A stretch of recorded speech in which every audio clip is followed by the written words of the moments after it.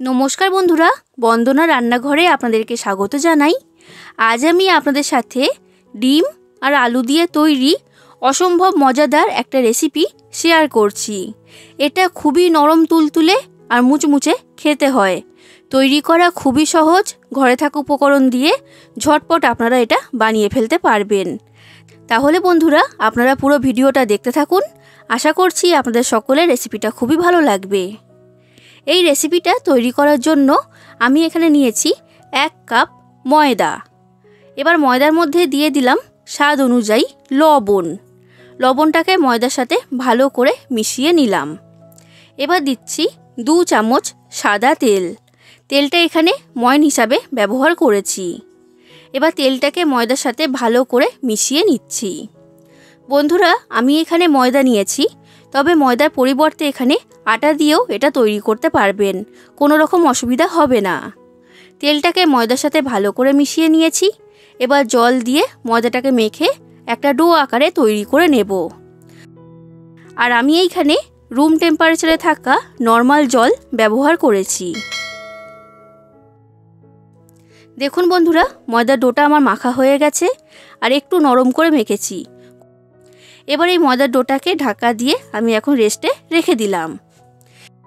এরপর নিয়েছি 2টো মাঝারি সাইজের সেদ্ধ আলু আর 2টো সেদ্ধ ডিম।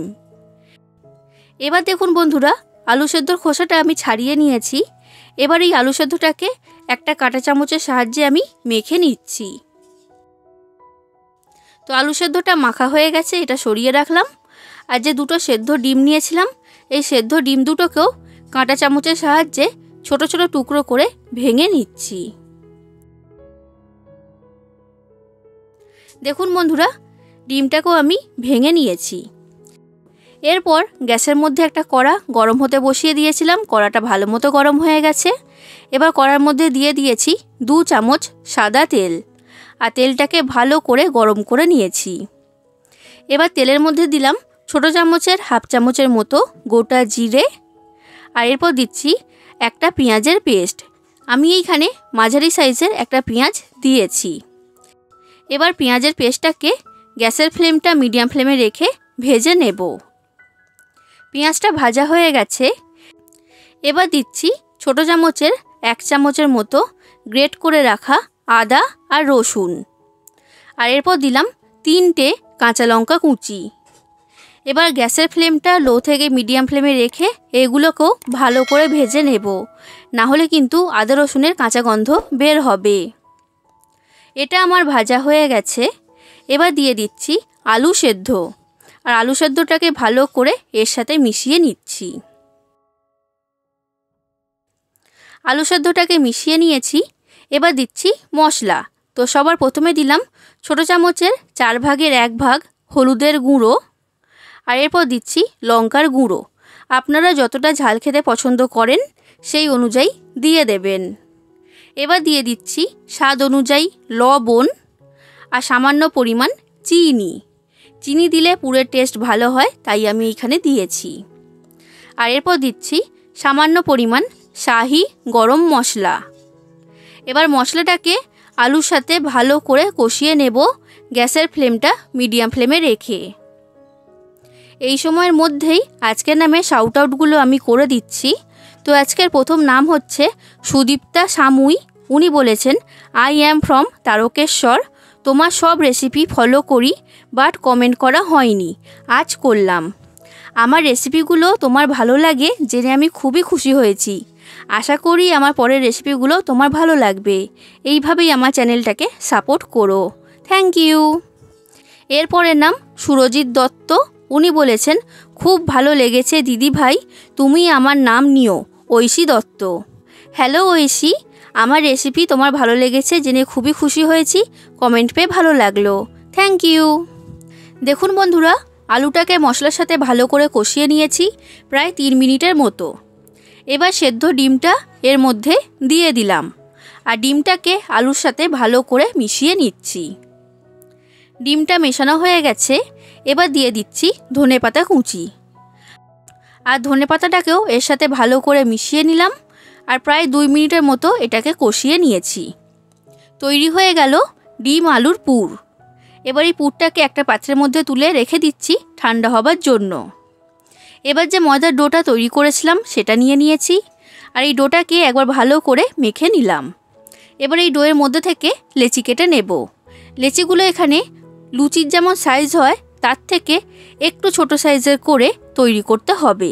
খুব বেশি বড় নয়, আবার খুব বেশি ছোটও নয়। দেখুন বন্ধুরা, আমার এখানে সব লেচিগুলো তৈরি করা হয়ে গেছে।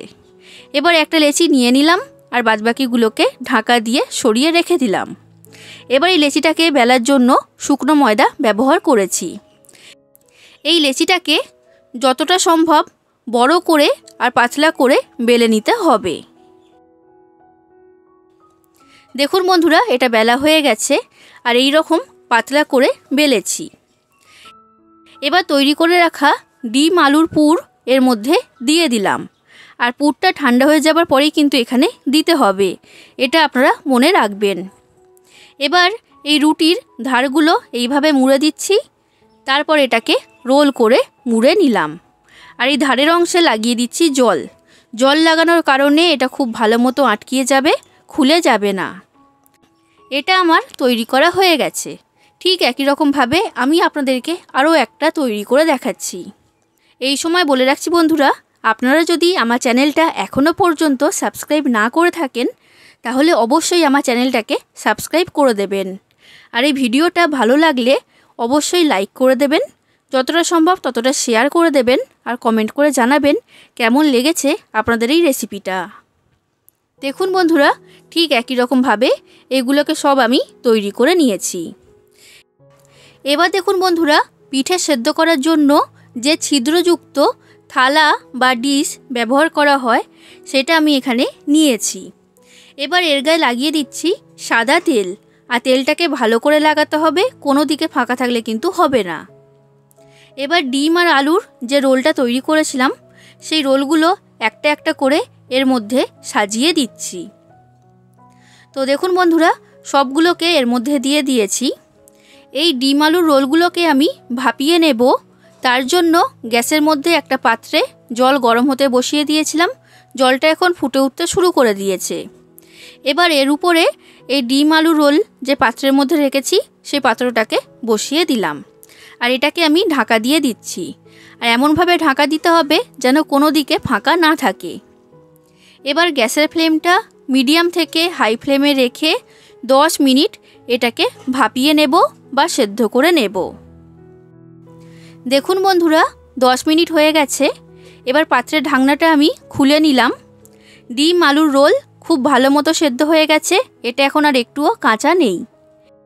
এবার এই পাত্রটাকে জলের মধ্যে থেকে তুলে নিলাম। এখন এটা খুবই গরম রয়েছে, তাই এটা ঠান্ডা হয়ে যাক, তারপর আমি আপনাদেরকে দেখাবো। ডিম আলুর রোল এখন সম্পূর্ণ ঠান্ডা হয়ে গেছে। এবার এগুলোকে একটা একটা করে এই পাত্রের মধ্যে থেকে তুলে নিচ্ছি। বন্ধুরা, এগুলো খুবই নরম তুলতুলে তৈরি হয়েছে, দেখে বুঝতেই পারছেন। আর এটাকে আপনারা এইভাবেও খেতে পারবেন, খেতে কিন্তু দারুণ লাগে। তো দেখুন বন্ধুরা, সব ডিম আলুর রোলগুলোকে একটা থালার মধ্যে আমি নিয়ে নিয়েছি। এবার এই রোলটাকে মুচমুচে তৈরি করার জন্য আমি গ্যাসের মধ্যে একটা ফ্রাই প্যান গরম হতে বসিয়ে দিয়েছিলাম। ফ্রাই প্যানটা গরম হয়ে গেছে। এবার দিয়ে দিয়েছি 2 চামচের মতো সাদা তেল। তেলটা এখানে খুব বেশি দেওয়া দরকার নেই, অল্প করেই দিতে হবে।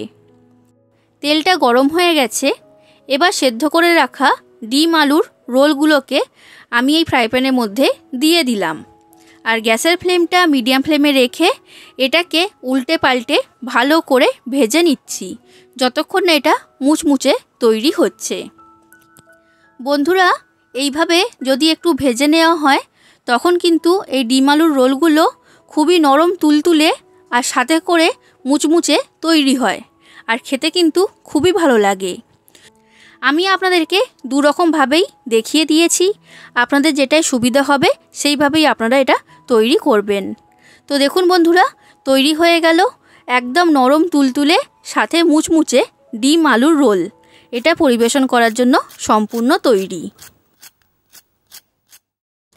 আওয়াজ শুনে বুঝতেই পেরেছেন এটা কতটা ক্রিস্পি বা মুচমুচে তৈরি হয়েছে। তাহলে বন্ধুরা, আপনারা বাড়িতে অবশ্যই একবার ডিম আর আলু দিয়ে এই দুর্দান্ত স্বাদের রেসিপিটা তৈরি করবেন আর কেমন লেগেছে সেটা কমেন্ট করে আমাকে জানাবেন। আশা করছি আপনাদের সকলের খুবই ভালো লেগেছে।